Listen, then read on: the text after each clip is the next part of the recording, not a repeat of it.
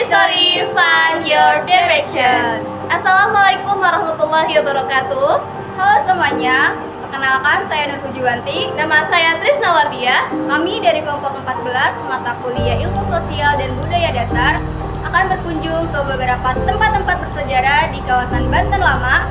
Kunjungan ini bertujuan untuk mempelajari sejarah budaya dan berbagai peninggalan yang menjadi bagian dari perjalanan Kesultanan Banten. Mau tahu tempat-tempat bersejarahnya? Yuk ikutin kita! Sebelum memulai perjalanan, kami berkumpul untuk mendengarkan arahan dari tour guide mengenai aturan berkunjung dan informasi terkait tempat yang akan kami kunjungi. Bersama Pak Mul, kami akan diarahkan ke tempat pertama yaitu Keraton Surosoan, lalu tempat kedua yaitu Benteng Spellwitz, dan tempat ketiga Keraton Kaibon. Terakhir, kami baru akan memasuki Museum Situs Keperbakalaan Banten Lama untuk melihat koleksi-koleksi yang ada di dalamnya. Baiklah teman-teman, kita akan memasuki Keraton Surosoan. Ayo!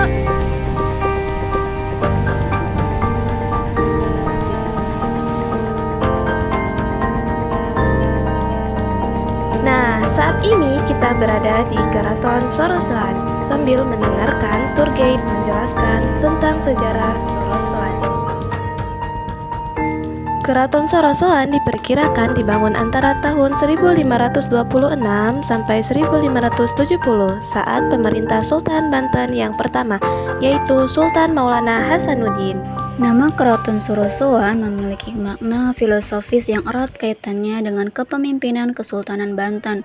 Secara etimologis, nama Surosoan sering diartikan berasal dari kata sura yang berarti pemberani atau pahlawan dan suwon yang berarti datang menghadap. Dengan demikian, Surosoan dapat dimaknai sebagai tempat menghadapnya para pemberani, atau secara filosofis menjadi pusat pertemuan antara sultan, para pemimpin, dan rakyat dalam menjalankan pemerintahan. Menurut tradisi dalam naskah sejarah Banten, nama Surosoan diberikan atas petunjuk Sunan Gunung Jati, yaitu ayahnya Sultan Maulana Hasanuddin, pendiri Kesultanan Banten. Di sini kita melihat kolam balai kembang Rara Denok yang berfungsi sebagai tempat pemandian khusus untuk permaisuri, para putri, dan dayang-dayang keraton. Selain itu, terdapat juga lubang-lubang di area peninggalan Keraton Surosoan yang merupakan bagian dari sistem teknologi air yang canggih pada masa Kesultanan Banten. Saat ini kami akan mencoba masuk ke sebuah gua yang diyakini sebagai tempat peristirahatan tentara. Saat masuk ke dalam ruangan ini, hawanya terasa lebih dingin dan lembab dibandingkan area di luar. Dinding bata yang ditumbuhi lumut membuat ruangan kecil ini terasa teduh dan memperlihatkan jejak bangunan yang telah berusia ratusan tahun. Kita udah selesai di tahap observasi keraton Benteng Keraton.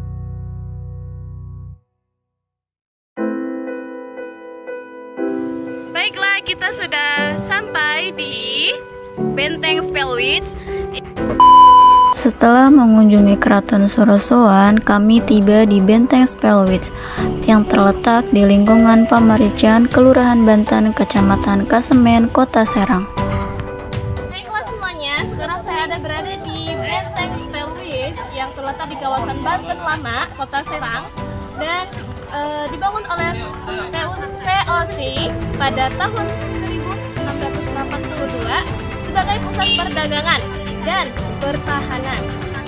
Saat ini benteng ini menjadi cagar budaya dan situs bersejarah yang ramai dikunjungi wisatawan. Seperti yang kalian lihat, di sini banyak pengunjung. Nah, struktur benteng menunjukkan kecanggihan perencanaan militer Belanda pada abad ke-7. Lihatlah di sini ada mahkota. Baik, kita udah sampai di penjara yang ada di Benteng Spellwitz. Coba kita masuk ke dalamnya. Ayo.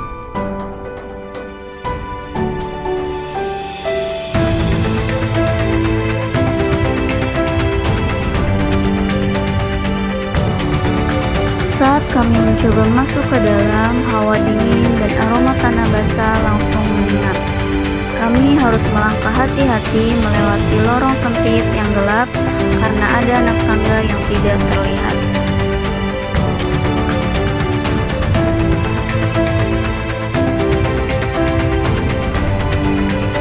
Di dalam terdapat bilik-bilik sel kecil berdinding tebal tanpa jendela, hanya menyisakan ruang jeruji besi di atasnya untuk ventilasi. Beberapa ruangan bahkan dibangun menjorok ke bawah tanah atau beratap sangat rendah. Ruangan penjara ini dahulunya digunakan oleh VOC untuk menahan para tawanan perang, masyarakat pribumi lokal yang melakukan perlawanan terhadap monopoli dagang Belanda, serta personel militer VOC sendiri yang melakukan pelanggaran disiplin. Selain terdapat sisa reruntuhan dari benteng Spellwitz, terdapat juga komplek pemakaman orang-orang Belanda di masa lalu. Komplek pemakaman Belanda tersebut berada di paling belakang benteng Spellwitz. Saat ini kami sampai di lokasi selanjutnya, yaitu Keraton Kaibon. Nama Kaibon berasal dari kata kaibuan, yang berarti tempat tinggal yang diperuntukkan bagi ibu. Keraton ini dibangun sebagai bentuk rasa hormat dan kasih sayang dari Sultan Banten ke-21, Sultan Safyuddin, kepada ibundanya yang bernama Ratu Aisyah. Keraton Kaibon dibangun sekitar tahun 1815. Pada masa itu, Sultan Safyuddin diangkat menjadi sultan saat usianya masih sangat muda, baru sekitar 5 tahun setelah ayahnya wafat. Karena Sultan masih balita, roda pemerintahan kesultanan untuk sementara waktu dipegang dan ditinggalkan oleh ibundanya Ratu Aisyah. Oleh karena itu, dibangunlah sebuah keraton yang megah khusus untuk sang ibu ratu. Sebagian besar bangunan utama Keraton Kaibon telah rata dengan tanah. Namun, ada beberapa bagian ikonik Keraton Kaibon yang masih berdiri kokoh dan menjadi daya tarik utama wisatawan. Salah satunya yaitu Gerbang Padu Raksa.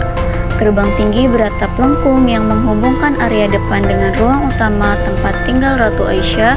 Di gerbang ini terdapat pengaruh kuat arsitektur Islam dan Jawa. Lalu terdapat juga sisa kamar ibu Ratu Aisyah yang memiliki teknologi pengatur suhu bawah lantai tradisional yang sangat canggih pada zamannya. Lantai kamar tidur ini dirancang menggantung di atas jaringan rongga khusus yang disanggah oleh pilar-pilar bata pendek. Di bawahnya terdapat kolam agar ruangan menjadi lebih sejuk. Setelah mengunjungi ke berbagai tempat-tempat, kita akan memasuki museum. Museum Situs Kepurbakalaan Banten Lama dibangun untuk menyimpan dan melestarikan benda-benda hasil penelitian arkeologi di kawasan Banten Lama. Penelitian dimulai pada tahun 1976, kemudian museum diresmikan pada tanggal 15 Juli 1985. Lalu pada tahun 2025, museum ini diresmikan kembali setelah revitalisasi. Hingga saat ini, museum menjadi tempat pelestarian dan penyimpanan peninggalan sejarah Kesultanan Banten. Museum ini letaknya berada di kawasan wisata sejarah Banten Lama, berdekatan dengan Masjid Agung Banten, Keraton Surosowan, dan Benteng Spellwitz. Museum ini berperan sebagai sarana edukasi dan pelestarian sejarah agar masyarakat dapat mengenal perjalanan Kesultanan Banten. Museum Kepurbakalaan ini memiliki berbagai koleksi seperti keramik, gerabah, arca, mata uang kuno, timbangan VOC dan meriam kecil, serta artefak-artefak peninggalan sejarah lainnya. Benda hasil temuan yang ada di kawasan Banten Lama. Jadi dulu bukan museum, tapi hanya sebagai tempat penyimpanan. Ya, karena memang dikira oleh para peneliti dari LIPI, kemudian dari Pusat Penelitian Nasional juga, kemudian dari para budayawan juga, mereka menyatakan bahwasanya sekiranya koleksi atau benda-benda yang Di dalam museum ini juga terdapat fasilitas ruang bioskop mini atau sering disebut juga ruang audiovisual. Fasilitas ini disediakan khusus bagi para pengunjung untuk memberikan gambaran visual yang menarik dan mudah dipahami sehingga pengunjung tidak merasa bosan dan bisa membayangkan bagaimana megahnya kehidupan di Banten lama pada abad ke-16 hingga ke-19. Salah satu koleksi yang menarik perhatian kami, keramik kuno yang berasal dari berbagai negara. Koleksi keramik kuno di museum ini menjadi bukti autentik bahwa dahulu Banten merupakan bandar perdagangan internasional yang ramai pada abad ke-16 hingga ke-19. Lalu ada koleksi gerabah atau keramik lokal yang menjadi bukti tingginya penguasaan teknologi tanah liat dan kreativitas masyarakat Kesultanan Banten tempo dulu.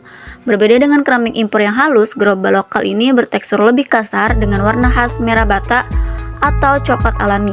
Keberadaan koleksi gerabah ini menunjukkan bahwa selain menjadi bandar dagang internasional, Banten lama juga memiliki industri kerajinan lokal yang sangat mandiri dan maju pada zamannya. Hal yang paling menarik bagi kami adalah mengetahui bahwa Banten pernah menjadi salah satu pusat perdagangan penting di Nusantara. Melalui kunjungan ini, kami memahami bahwa benda-benda bersejarah bukan hanya koleksi museum, tetapi juga sumber pembelajaran yang menunjukkan kehidupan masyarakat bagi masa lalu. Oleh karena itu, warisan sejarah perlu dijaga dan dilestarikan agar dapat dipelajari oleh generasi berikutnya. Jadi, kami menyimpulkan bahwa Museum Purbangkala Banten Lama memiliki peran penting dalam melestarikan sejarah dan budaya Banten.